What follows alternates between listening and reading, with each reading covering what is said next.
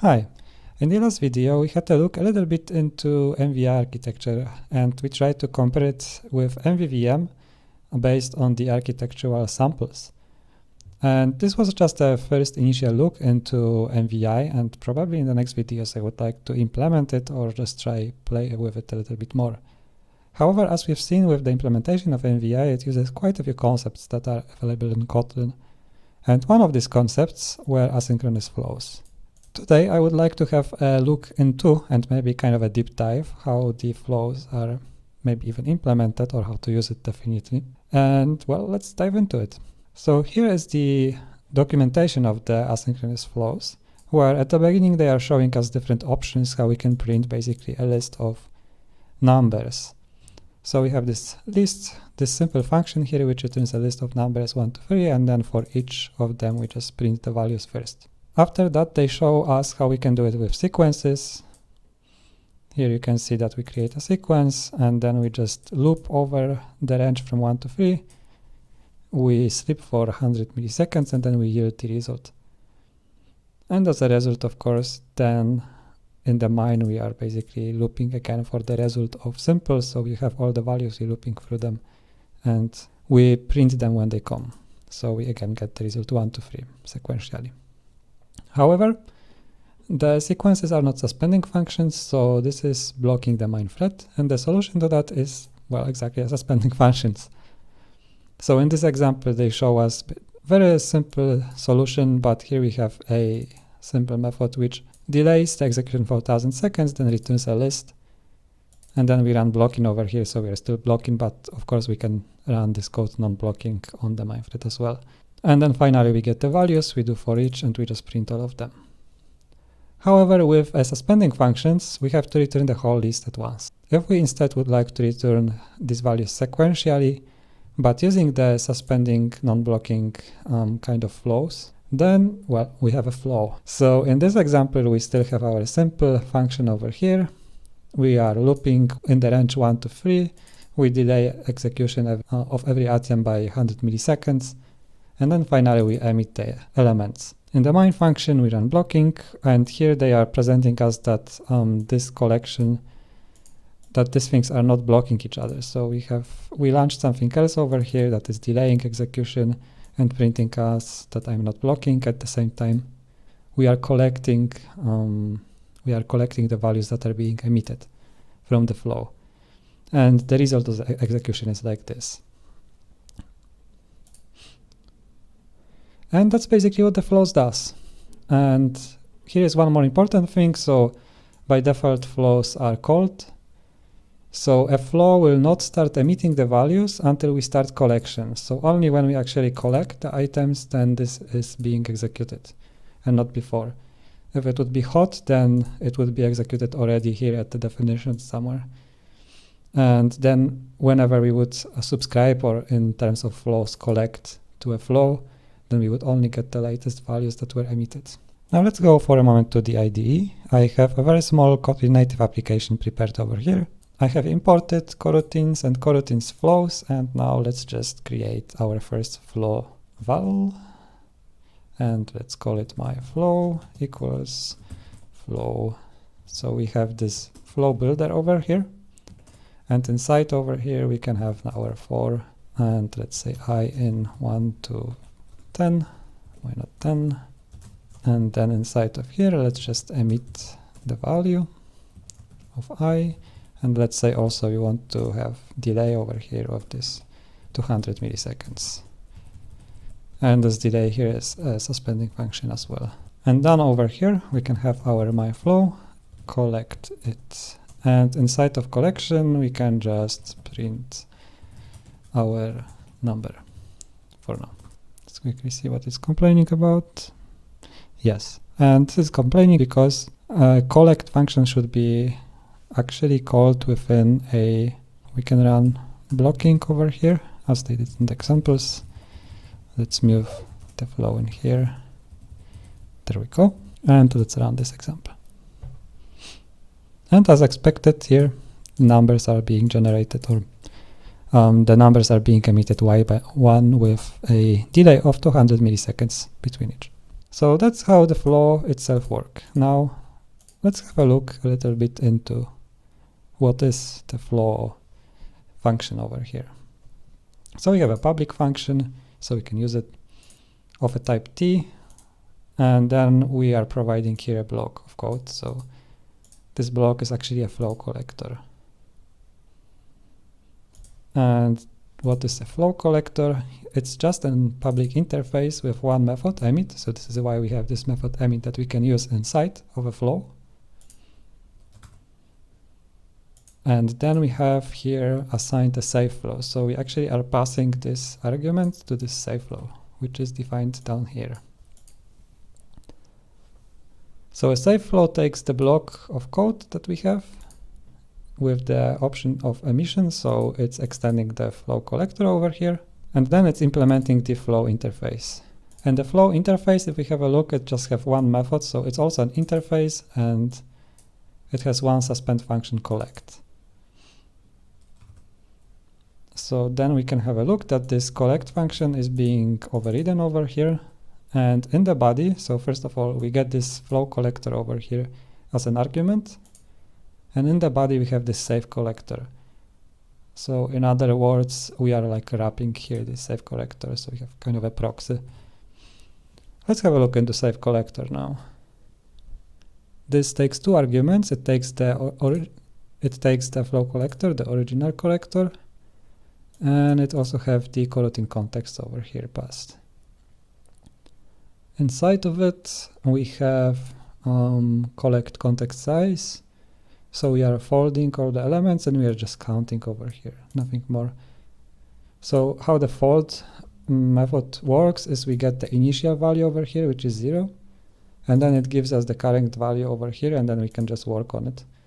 So in this case, we are just taking the previous, like an accumulator over here, and we are adding to it, and the next time it's running on the next item, then we will get here the 1 in this case, and then we'll add second, 2, and so on, so on, so on, so on, and then we get finally the size of it. And then also we have some last emission context. And then this is, of course, overriding the emit suspending function over here. And what is this doing? It is having the, so it's saving the current context over here to a variable. And then we are checking if last emission context is different from current context. Then we are doing check context.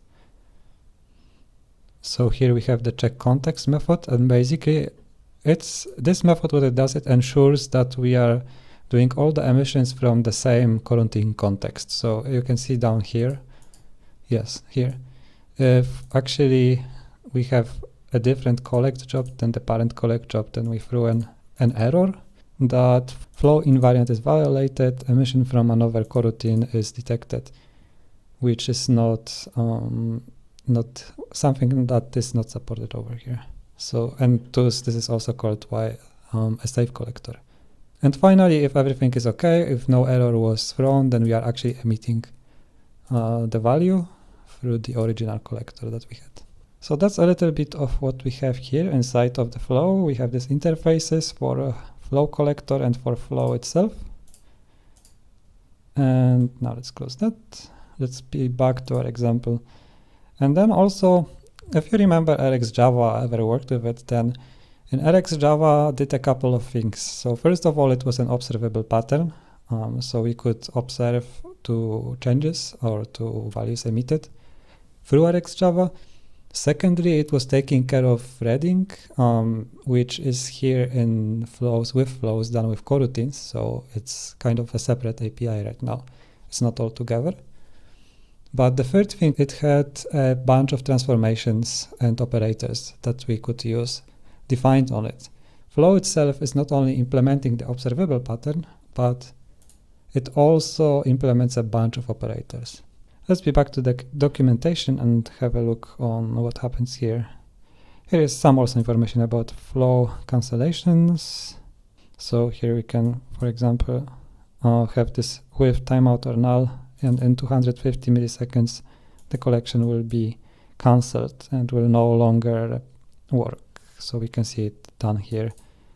We should have 3 items, but because we are delaying 100 milliseconds, then after 250 milliseconds, execution of this collection was cancelled, and then we didn't actually emit the last item, the third item, so we can see over here.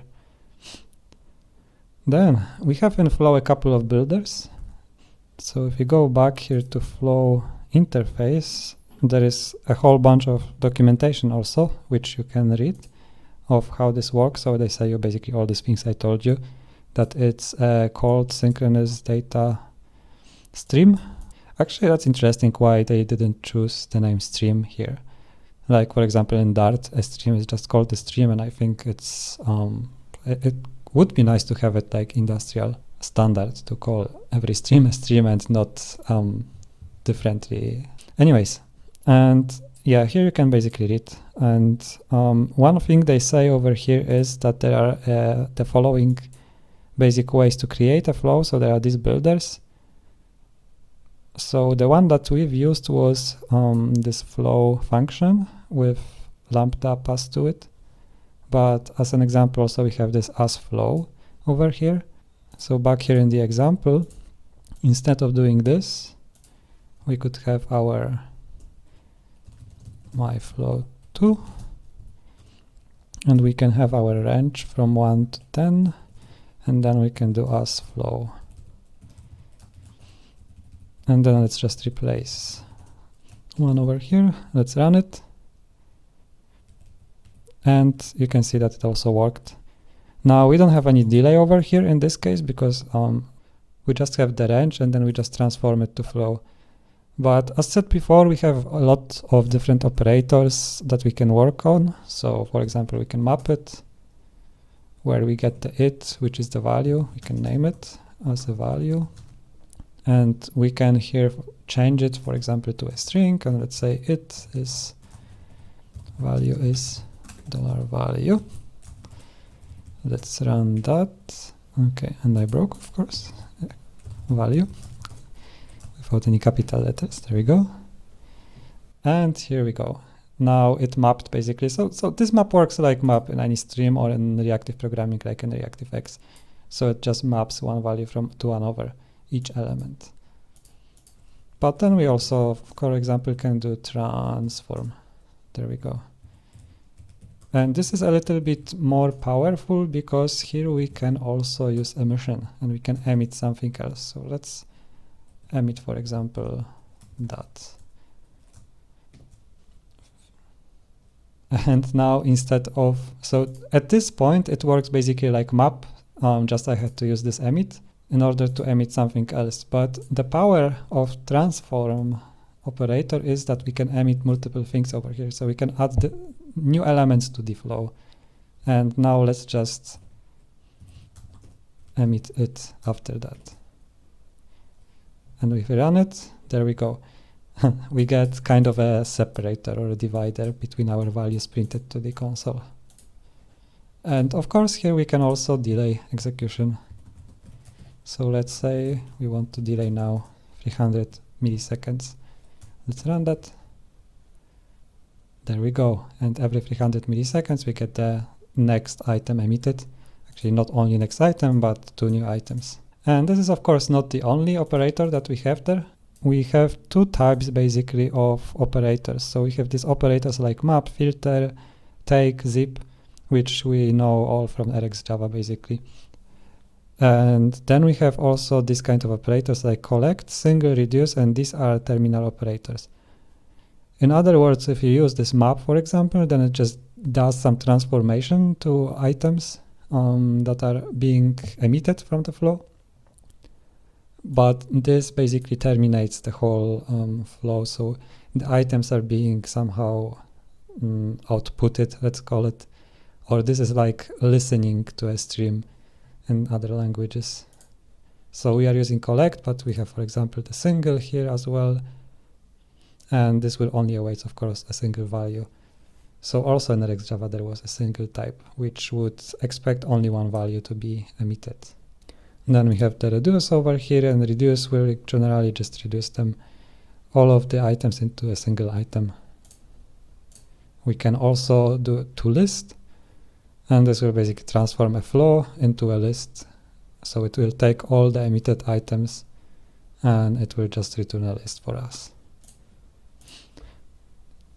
Now back here in the documentation, they also explain it here, so it's worth looking into this. Yeah, and here you can see that they're using the map as we did in the simple application. And they're doing basically a very similar thing. So we have some perform request method which delays by 100 milliseconds. So you can see that even in the map, there's no problem. We can also delay over here. Just the difference from the transform is that we cannot use the emit word. So for which item that comes into the map, we can only emit one item out. And we actually have to emit one item out, or we can throw. Then if we keep looking over here, we have take, which, as the name says, will take only the first two. So in this case, they are emitting 3 items, but you can see that the third item never really comes to collection. So collect will never receive the third item because we only wanted 2. Here we have the reduce, for example. So we are getting 1 to 5 as flow. And then we have map where we basically square them. And then in the end, we are reducing, so we're adding all the squared values. So here is an information also about the context, the coroutine context, and the collection of flow is important. It happens in the context of the calling coroutine. In other words, whatever is done here in the simple function, and the coroutine context that in which it will actually work is defined by where the collect is called. And as we've seen before, also we should only use one coroutine context over here. There are exceptions from that, like the buffer operator, but that's something maybe we'll look into another video. Yeah, so here is the buffering session, but let's skip it for now. Then they give you also a couple of other options. So we have zip, we have combine. We can flatten also the flows. Let's skip that because there is quite a lot of these operators. And finally, one more very important thing is over here, so flow exceptions. We can also throw exception inside of flows, and then we also can catch it. And for catching the exceptions, then we have this .catch over here. And the important thing is that this .catch, it will work and it will catch exceptions that happened here in the simple. Or if we would have any operator in between catch and simple, like map, for example, then it would also catch the exceptions that would happen in the map, but it will not catch the exceptions that happened here in collect or anything else that happens after .catch. Finally, we have also a little bit of information on launching flow. So this is what we done. We just did run blocking because flows are suspending. So we need to have some contexts which we've already looked into in our application.